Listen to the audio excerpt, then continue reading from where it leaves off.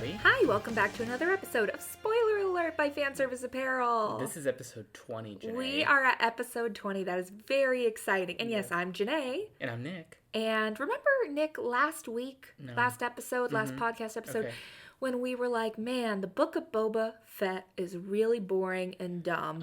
I hope it gets better. Well, our prayers were heard by the Force, and it brought by Dave Filoni. It brought to us two amazing episodes. So I guess it's more been like a week and a half because we've got two great episodes. Yeah, but they have not been great Boba Fett episodes. No, they have been. We're now watching The Mandalorian. We're watching two great Mandalorian episodes that snuck in. Yes. Today's episode, because as we record this is Wednesday, so that episode premiered today. Boba Fett had, I think, one line in this episode. I think so. Of his own show. And in the previous episode, he wasn't in it at all. He was not in it at all. And I'm okay with that. I'm okay with that, too, because not only did we get... I mean, there's a lot of stuff to unpack. We got Luke training Baby Yoda. We got the Jedi Temple getting built. Well, even before that, the episode before that, where we just see him come back and the whole hang thing. out with Amy Sedaris, and rebuild we learn about the Naboo fighter and everything. She dated Jawas. Furry. Like a crazy rodent, like from The Princess Bride, that was attacking, and I don't know. It was fun. It was great. The pacing, it just felt like fresh. Like I watched it and I was excited, and I was like, yes, thank you. This has been great. And it was directed by Bryce Dallas Howard, who you probably know did episodes of The Mandalorian, and I just felt like I was like, thank goodness she's back on this. Like this episode was just such a break from the monotony that was the previous 4 episodes or whatever of Book of Boba Fett. I feel like monotony is a good word. There was it was like where is this going? The stakes, I know there are stakes, but they don't feel like there are stakes. Yeah. And even with one episode of The Mandalorian, or whatever it was, we saw consistently the stakes getting set up, and the story being seen through, and like you were engaged, and you were very into every single, there was just a lot of very engaging content. It's so true. All at once. Yes, if you didn't catch our last episode, I'll tell you, if you'd like to, I'd recommend pause this one, go back, give it a listen as we kind of critique everything about the Book of Boba Fett that we have not liked so far. Yeah. Because now we're going to praise the last 2 episodes, I guess, because it feels like episode 1 and 2 of season 3 of The Mandalorian. That's why. And that's why. I would love... Oh, boy. I don't know if there's any way to find out, at least at this point. But how much do you think that this kind of dovetail into what's probably going to be the next season of Mandalorian was intentional? And how much do you think might have been a reaction Here's my thoughts on that. I don't know. That's a great question. I don't know how fast they can turn around this post-production. But maybe they had already been thinking about filming some, or were filming some Mandalorian episodes, and then they were just like, oh, we'll just speed these up. We knew the Book of Boba Fett was a spin-off of The Mandalorian, if you will, right? A spin-off show. Which means, like most spin-off shows, you revisit things and characters from the original. You have to. So we knew that the Mandalorian would show up. We knew that there would be... Excuse me, I'm yawning. Ooh-wee. Guess I'm tired. We knew that there would be inclusion of that main story. And obviously, Boba Fett was introduced in Mandalorian. So why would Mandalorian not be in Boba Fett? But what's different is that now these last 2 episodes aren't telling Boba Fett's story. They're telling the story of The Mandalorian. We're seeing where season 2 left off. Which means this is basically like season 3. This isn't like a spin-off. This isn't where the main character of one show comes back as the supporting character of the spin-off. It's a significant enough... It's taken a turn. It's like going down a road and then taking the exit abruptly into the Mandalorian highway. And now we're on his mission again. Mm-hmm. We're going to see baby Grogu. We're going to see Luke Skywalker. Why am I yawning so much? I don't know. My apologies. I'm going to just keep talking through my yawns. Yeah, we're seeing story points that have no bleed over. I guess not that we've seen yet. This all might pay off. So we saw like Fennec come and be like, "Hey, Boba wants you. Here's credits." And he's like, he can keep the credits. I'll do it as a favor. But first, I gotta go see a man about a baby. What? I would not be surprised, because I know stuff like this has happened before where something debuts and then they're like, geez, the back end of this is going to tank. What can we scramble? They could not have turned it around that fast. What if they already had the third season filmed, and like maybe some of those episodes were going to be Mandalorian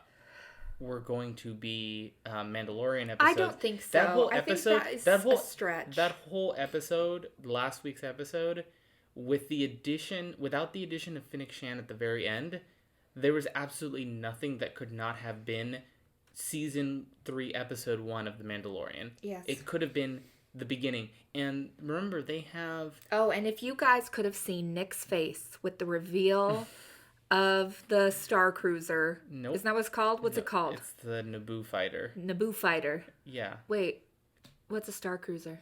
You're thinking of the Galactic Star Cruiser Hotel in Disney World that's about to open that's Star Wars themed. It's a Star Cruiser. That's where I got that. Yes. Yep, that's absolutely where I got that. Halcyon is what it's called. Yeah. Okay. Yeah. Yeah. Well, anyway, you guys should have seen his face in that scene, and it was like, and then when he went through the canyon, just like in pod racing. Oh yeah, and they had the very similar feeling, cuts scene. Yeah. Or the can't talk. It felt that sequence was directed very similarly to On the purpose. pod racing scene. Yes. I did like the note that the camera was placed in the cockpit as if it were a real cockpit, where in a real cockpit there's very little space for you to actually put a camera. So you'd have to put it really, really down low. Oh, yeah. Where in the same shot in episode 1, when young Anakin is flying... The movie episode 1. Yes, the movie episode 1, where he's flying a very similar Naboo fighter, not the same one, but a similar one. The camera is in kind of... It's like eye to eye. It's like eye to eye, so it's kind of like... It reminded me of the same kind of view of the cockpits of the X-Wing fighters from like the original trilogy, where the front was kind of ripped away and the camera was kind of put into a place that could not have existed in real space. So I like, I don't know if it's that the Western kind of aesthetic is bringing about finding ways to shoot things in more of a real kind of way. So how would you shoot that, like, quote unquote real? And by shooting it real, like Westerny, like authentic, you'd put it wherever it would fit. Yeah.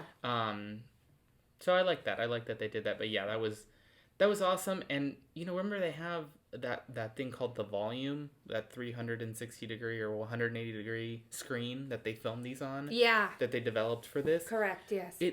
That lets you film things that would have taken a lot longer to design, like, and sets to build. So when you're like, oh, they wouldn't have been able to film that, I'm like, maybe they already banked the Mandalorian episodes, and it was easy enough to add a couple more episodes at the end of the next season of The Mandalorian, and they just added in did a reshoot with Fennec Shand. But wouldn't that ruin the storyline? I mean, but look at these 2 episodes, and really they would have to recut. Unless in this last episode there's going to be some crazy cross. I mean, yeah, they'd have to recut, but I've seen things like that done that have been crazier in the interest of like getting the shot or getting the thing or landing something.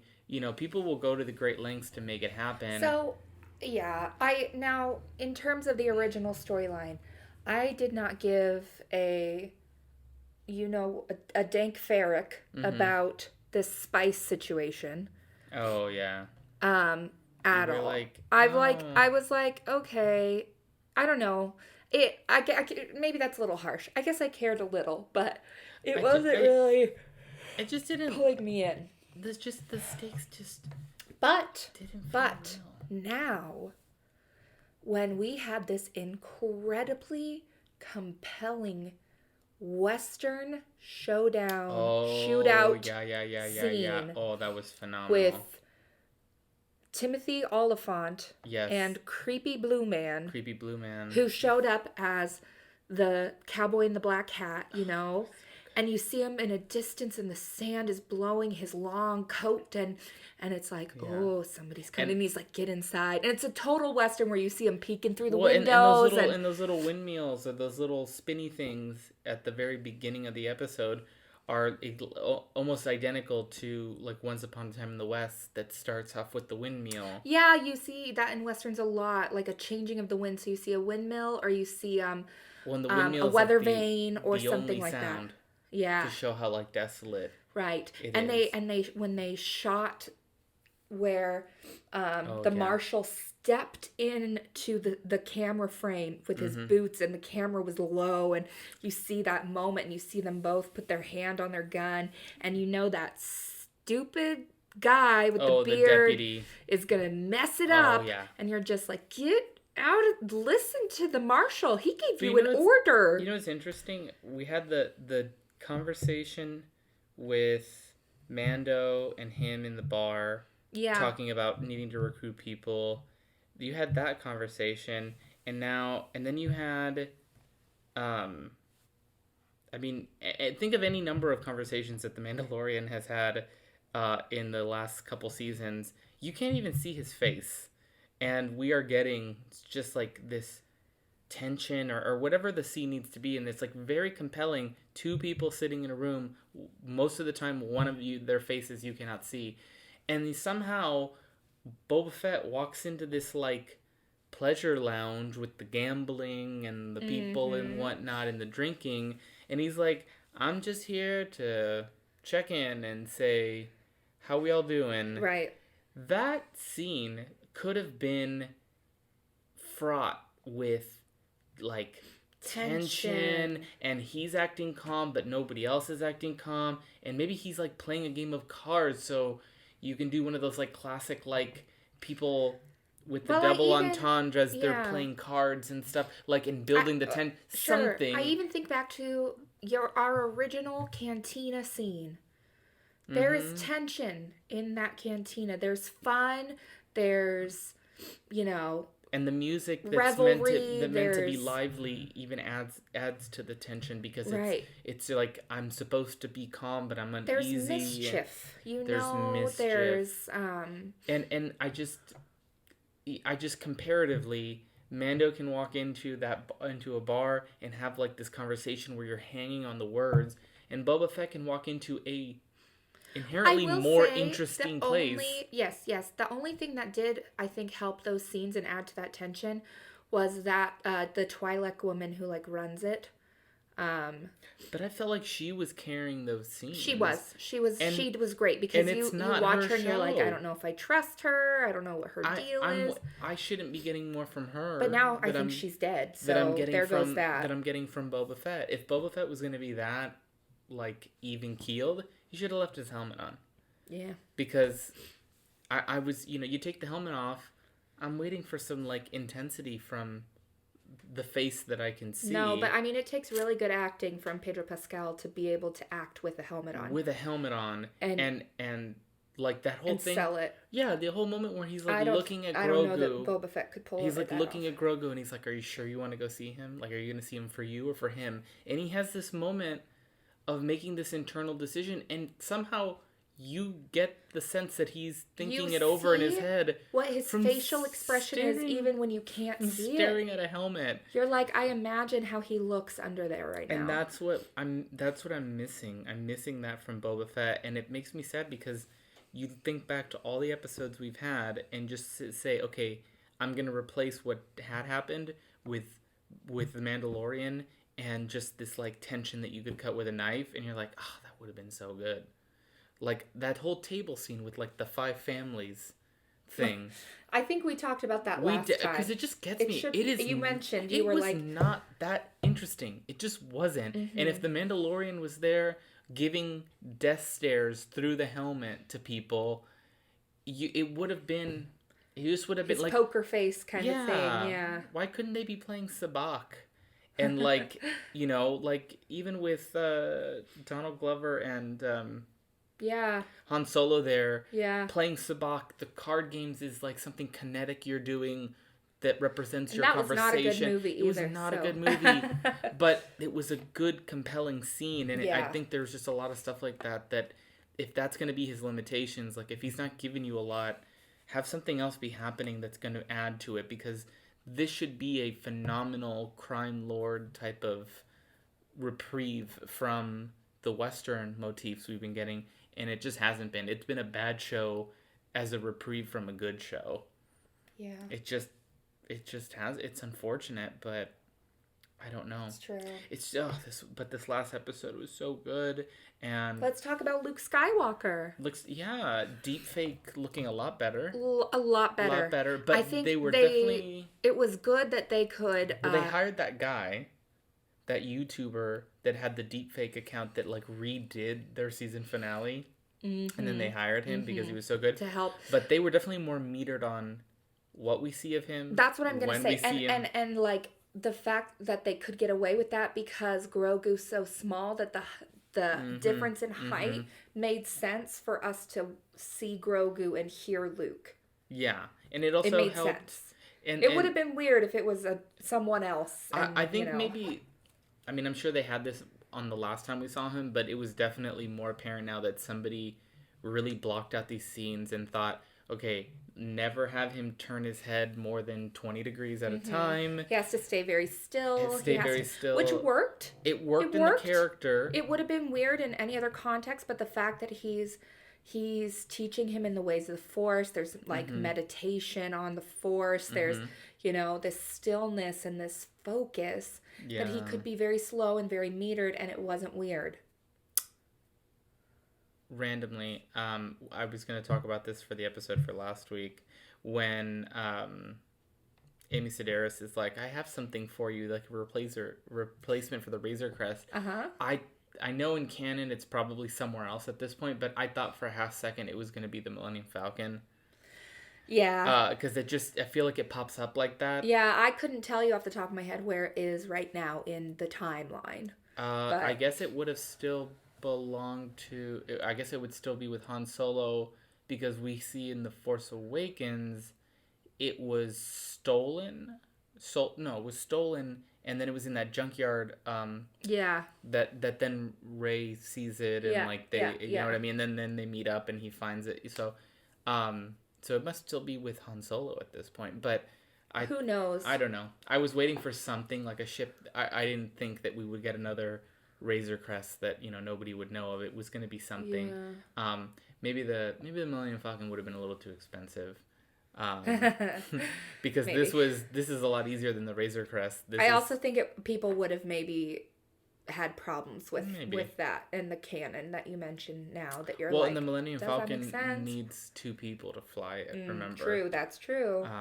If we've learned anything from the ride at Disneyland. No, it was a good choice, but of course I could see where for a second you were like, what? I know, because she was like, it was like a pilot. No. I don't know, they like said something about like junk or something like that. Like it was something to that end, and I'm like, well, they say that a lot about the Millennium Falcon.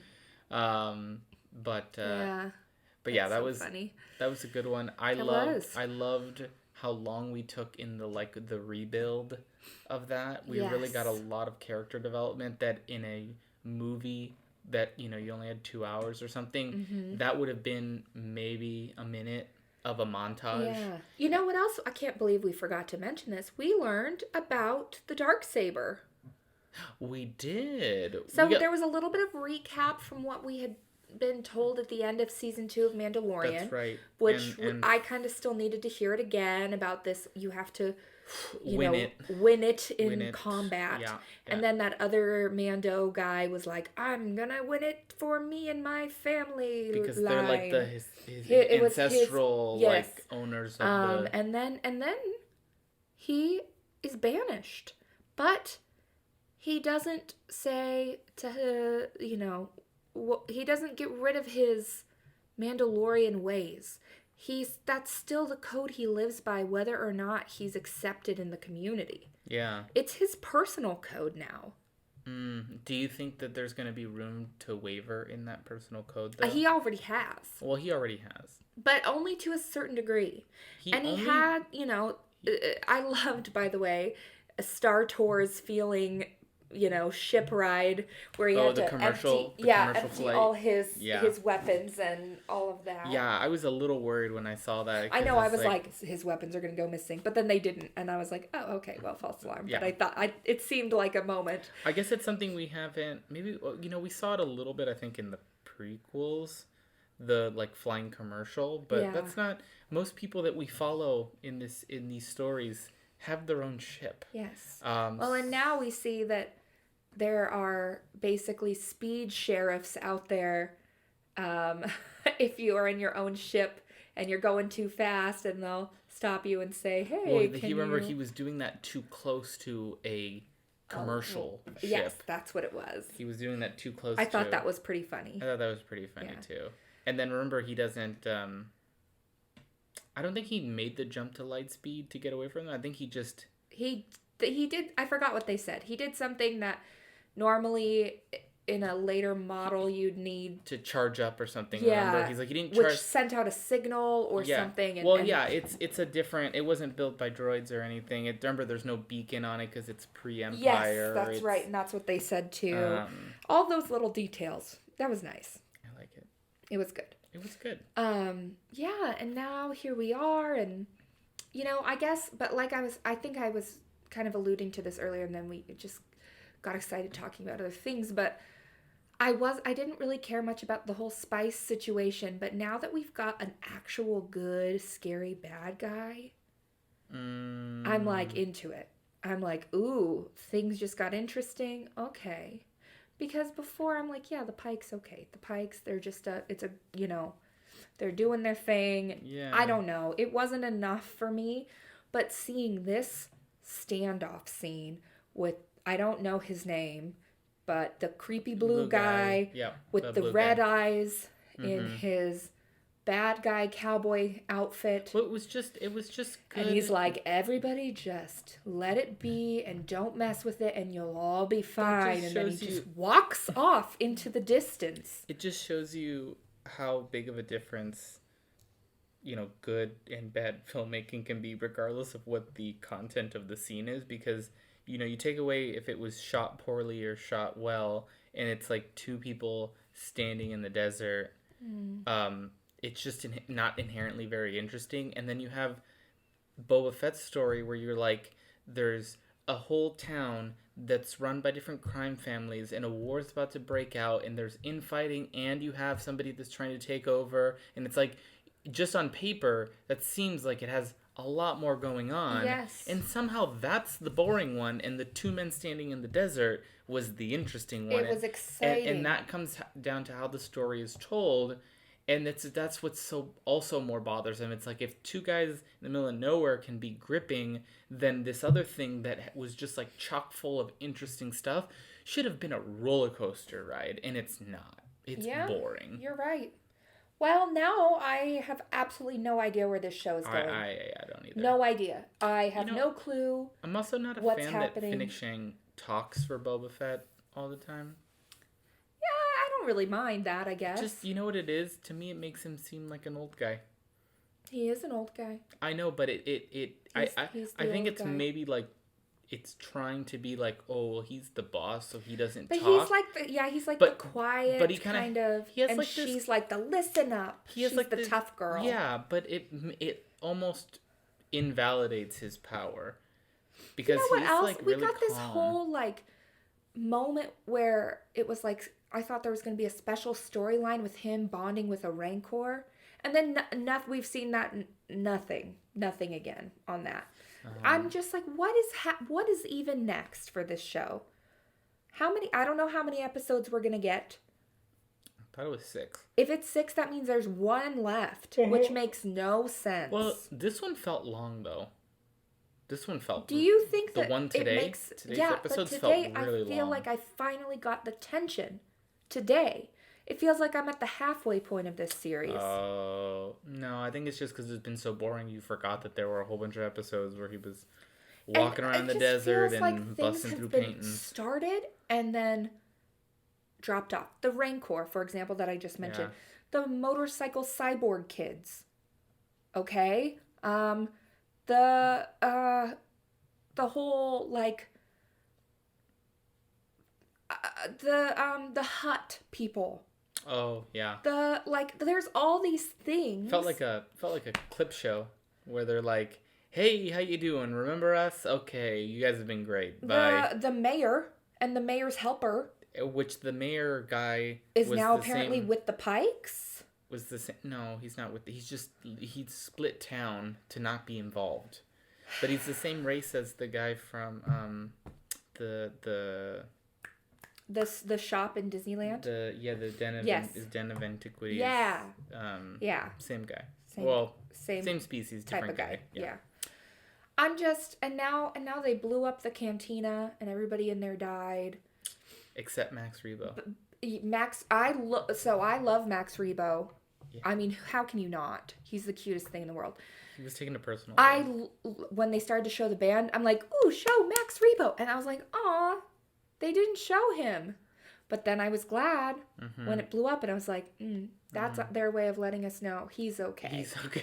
If they would have killed him, there would have been outrage.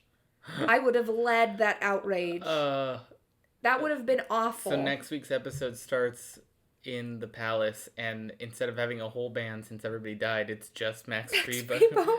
and he's like playing a funeral march for a mass funeral. You can either have a quartet for a half hour or a bassist for the entire day. What's classier than boring bass music? And it's just like Max Rebo, like on his little synth. I guess I'm playing the whole day. You still want me to play? You're joking, but what if that really happens? That'd be good. Oh, man. I don't know. I just feels like there's a lot of loose ends. And if there really is one more episode, I don't see them all getting tied up. Attack, and then the townspeople are like, we're coming. Or what about the water guy? The guy with is that done? Is his story done? Yeah. Did he have a 5-minute story? He was a fairly decent actor for having such a small part. Yeah, I don't know his name, but I know I've seen him in stuff. He's been in a lot of stuff. I don't know. Is this just gonna be like Is this just like a cameo show? One of those the like Endgame or something, where it was like there's like too many celebrities, so like everybody gets like 30 seconds of their time. It's making my head spin. Where they're like, oh, this last episode, he's riding a Rancor, and then the water guy, and then the biker people, and then we're gonna get them. These last 2 episodes where it was all Mandalorian, all felt right. It felt like we were following one story. Well, I guess maybe 2 stories, but we see Luke and Ahsoka and Grogu, and then it ends in this very pivotal Grogu moment of choose your destiny. Choose. Because Luke is very much of the ideal that attachment bad. Yeah. That is the Jedi way. Yeah, he doesn't come around on that until way later. Right. Until that temple they're building burns down. Oh, that was hard. Those droids were kind of cool. The ants? They were like ants. Yeah, they were like ants. Worker ants. That was pretty cool. But droids, I thought that was neat. Why couldn't he use the Force to build it, though? Well, he was busy. I know, but this feels like this feels like a day thing, half a day with the Force. He can have the droids be building while he's teaching Grogu. That took his focus. I guess so. He had to help him hop along as they walked and talked. And then Grogu was like, la la la, hopping on the rocks from the little ball toy. And then he was just like, oh, too much Force. I nappy now. This is a good nappy rock. I take nappy. It was so cute. Oh, that's so sweet. Did not disappoint. It did not disappoint. Yeah. But will the rest of the show disappoint? I don't know. We'll find out. We'll be up at first thing in the morning next Wednesday. We will. Watching it. We will. Watching it. We gotta know. And we'll tell you our thoughts. You can count on that. Yeah. Right here on Spoiler Alert. Do you think we should watch it live and react to it live Oh, for maybe. the podcast. That'd be interesting, right? That would be interesting. Yeah. If you guys would like that, Tell us. let us know. Yeah, have we to, like- love to hear from you. Thank you whenever you guys send us comments, messages on our social, all that kind of stuff. It's really awesome to get feedback. So thank you. Continue, please. We want Let to us know know your if you thoughts. want us to do that for next week, because we will just watch it fresh and talk about it and feel vindicated when the things that we predicted are right and glaze over the other stuff. Oh, Jené, do we have any new Book of Boba Fett merchandise? We actually do. We have a little something. A little something. I feel like this show is not like very ripe with good merchandise ideas unless we wanted to get real cheesy with it or something. And that's not what and we're that's about. not really our style. But what you can get on our shop right now is we have a sticker pack, a sticker sheet of some really awesome hand-drawn stickers inspired by the show. So there is Boba Fett's helmet, some of the emblems from his armor. There are credits. These are all stickers on the same sheet. The credits that he got his helmet filled with, the New Republic. Yeah. New Republic. And my favorite sticker, I think, is the hallucinogenic nose gecko. Yeah, that's the best. That's a sticker. So you're not seeing that one anywhere else. No. And I feel like we really glazed over the fact that like a lizard went up in his nose and gave him a vision. But then also he was tripping. But then he came back with a branch from his vision. So how did that work? Did he have a vision or did he go somewhere? He was out in the desert with his lizard brain. That one they left ambiguous on purpose. And but then the I lizard want was like, "Our job is done. Bloop, bloop, I want bloop, some come more. on out." I want more answers. It was weird and disgusting, but I liked it. I want to know where he got that branch. A nose lizard sticker. There's like no desert trees there. I don't. Well, so it kind of looked like, you know what it looked like to me was driftwood, which is interesting because it's the desert, but it used to be. Yes, exactly. Maybe, but that's what it looked like. It looked like driftwood. I could see Anyways, that's all from us this episode. We loved hanging out and chatting with you, and hopefully you guys agree with us on some of these things. Let us know if you don't. Let us know if you do, and we will be back next week to talk about the finale. Is it really? Are we sure? It is. I don't know. They usually do 6 episodes. They usually. We don't know. If it's the last one or the second to last, it doesn't matter. We'll be back either way. Talking about it. Yes, that's right. So thanks everybody. We'll see you next week. Thanks. Bye. Bye.